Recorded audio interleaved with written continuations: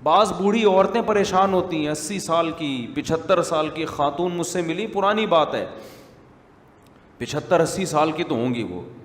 بیٹا لاس ہو گیا بزنس میں، کاروبار میں، ہمیں ٹینشن ہو رہی ہے، بہت پریشانی، میرے بچوں کا بزنس کا لاس ہو گیا نا، تو بچوں کو اتنی ٹینشن میں نے دیکھا نہیں ہو رہی تھی، جو بچے تھے نا وہ کہہ رہے تھے ہو گیا اب کیا کریں، دوبارہ سے کوشش کرتے ہیں۔ اماں کو ٹینشن ہو رہی ہے، 75 سے 80 سال کی اماں ہیں، ان کو کیا ہو رہی ہے؟ ٹینشن۔ شو مارنے کے لیے نہیں کہہ رہا، صرف تحدیث میں نعمت کے طور پہ کہہ رہا ہوں کہ دین کی کتنی برکتیں ہوتی ہیں۔ تو جب کوئی ایسی بوڑھی عورت خاتون رہتی ہے نا جو کہتی ہوتی ہے اتنی کاروبار کا لاس ہو گیا، تو مجھے اپنی دادی یاد آتی ہیں اور اپنی والدہ یاد آتی ہیں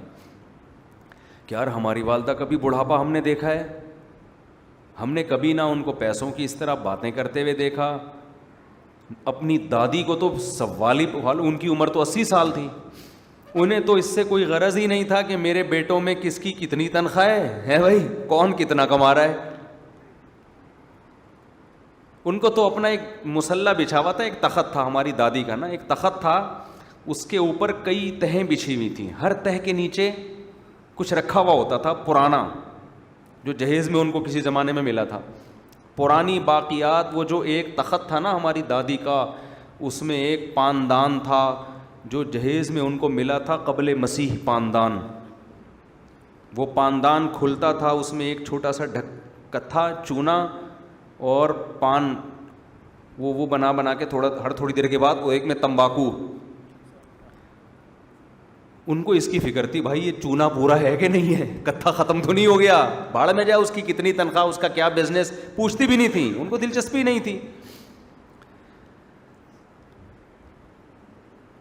وجہ کیا ہے؟ دنیا جو زندگی انہوں نے گزاری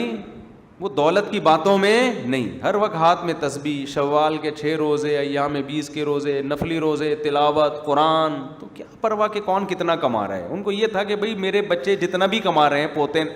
میرے خرچے الحمدللہ وہ پورے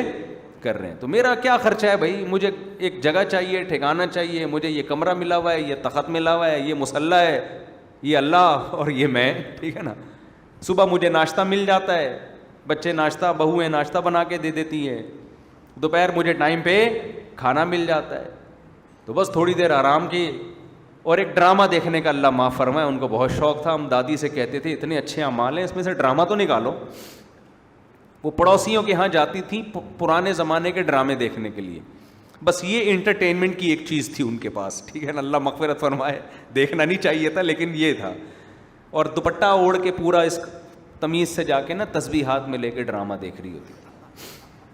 اچھا اس زمانے کے ڈرامے بھی ایسے بےہودہ نہیں تھے جیسے آج آ رہے ہیں، اور ڈرامے کو فل انجوائے کرتی تھیں وہ، ایسا لگتا تھا کہ یہ ٹی وی کے اندر حقیقت میں لے جا کے ان کو بٹھا دیا ہے، جیسے کسی نے ڈرامے میں بیوی کو تھپڑ مار دیا، ہائے بیچاری کو اتنی زور سے تھپڑ مار دیا، ہائے ہائے، رو رہی ہوتی تھیں، آنسو ٹپک رہے ہوتے تھے، ہم کہتے تھے یہ سچی مچی میں نہیں ہو رہا، سادہ لوگ تھے نا، سیدھے لوگ تھے، ہم کہتے ہیں یہ اوریجنل میں نہیں ہے، اتنا کیوں جذباتی ہو رہی ہو آپ، تو ہمارے ابا نے تو گھر میں ٹی وی رکھا ہی نہیں نا، تو وہ پڑوس میں جا کے دیکھتی تھیں، تو وہ بس ڈرامہ دیکھا، اور تسبیح اللہ صلی اللہ علیہ وسلم بھی چل رہا ہے، وہ اپنی تسبیحات کا معمول بھی، بس یہ ایک چیز، تو نہ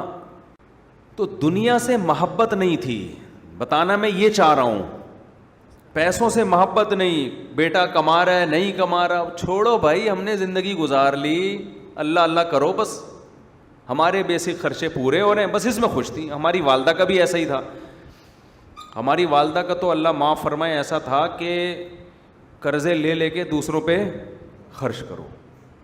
ہم اس میں ٹینشن میں آئے ہوئے تھے کہ بھائی اپنے پیسوں سے آدمی سخاوت کرتا ہوا اچھا لگتا ہے، جب اپنے ختم ہو جائیں تو ادھر ادھر سے قرضے لے کے اس کو کھلا دو، اس کو کھلا دو۔ نانا کا بھی ہمارے یہی حساب کتاب تھا، یہ تو خیر اسراف میں آتا ہے نا، جمع کرنے کا نہیں تھا پہلے لوگوں میں۔ اصل میں یہ بتانا چاہ رہا ہوں، آج جو لیڈیز کی جو قسم مارکیٹ میں آ رہی ہے، مردوں کی جو قسم مارکیٹ میں آ رہی ہے، ان کو اللہ رسول میں لذت ہے ہی نہیں، نماز میں، روزے میں، تسبیح میں، تلاوت میں دلچسپی ختم، پیسہ پیسہ پیسہ، کامیاب وہ ہے جو پیسہ کما رہا ہے۔